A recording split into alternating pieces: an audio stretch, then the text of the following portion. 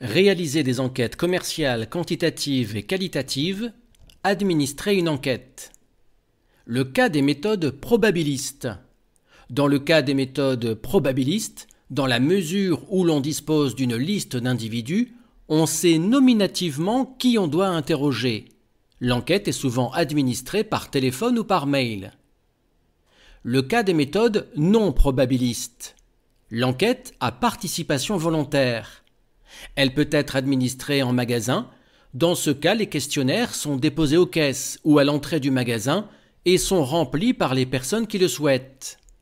Elle peut aussi être administrée en ligne. Le lien pour accéder à l'enquête est envoyé par mail et l'interviewé y répond s'il le souhaite. Cette technique est utilisée dans de nombreuses enseignes pour connaître le sentiment post-achat. Le cas de l'échantillon de convenance.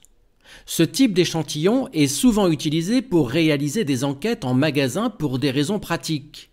Il convient dans ce cas de respecter certaines règles pour éviter les biais. Le planning d'administration. L'administration du questionnaire doit se faire sur une semaine proportionnellement à la fréquentation du magasin, chaque jour pour chaque heure. Par exemple, un supermarché édite 6500 tickets de caisse par semaine en moyenne. Il souhaite réaliser 200 questionnaires. À partir de la répartition des tickets par jour, on calcule un pourcentage de clients pour chaque jour. Ce même pourcentage permet de répartir les questionnaires à administrer chaque jour. Par exemple, le lundi, le nombre de tickets est de 325.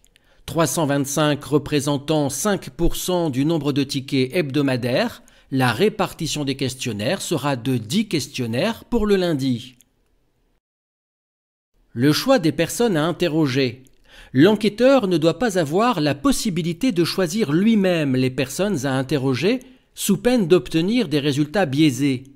Il doit se fixer une règle, par exemple, interroger une personne sur temps qui entre dans le point de vente ou interroger une personne toutes les X minutes.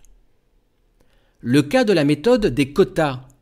On l'utilise quand on a une bonne connaissance de la population mère permettant de constituer un échantillon représentatif sur certains critères clés. La structure des personnes interrogées doit alors respecter la structure de la population mère en matière d'âge, de sexe, de profession. On utilise des grilles de suivi ou feuilles de quotas, voir le chapitre suivant, pour être sûr que les critères sont bien respectés. Le cas particulier des enquêtes en ligne.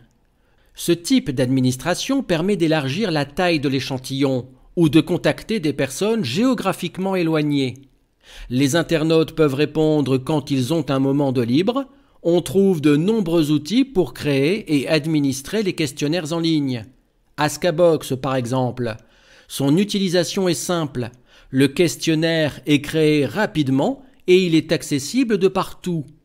Il suffit d'envoyer le lien par mail pour inciter les enquêtés à répondre en ligne. On peut accéder aux résultats en ligne et les exporter vers un tableur ou les convertir en format PDF. Google Forms. Cet outil gratuit conçu par Google est accessible à partir de Google Drive.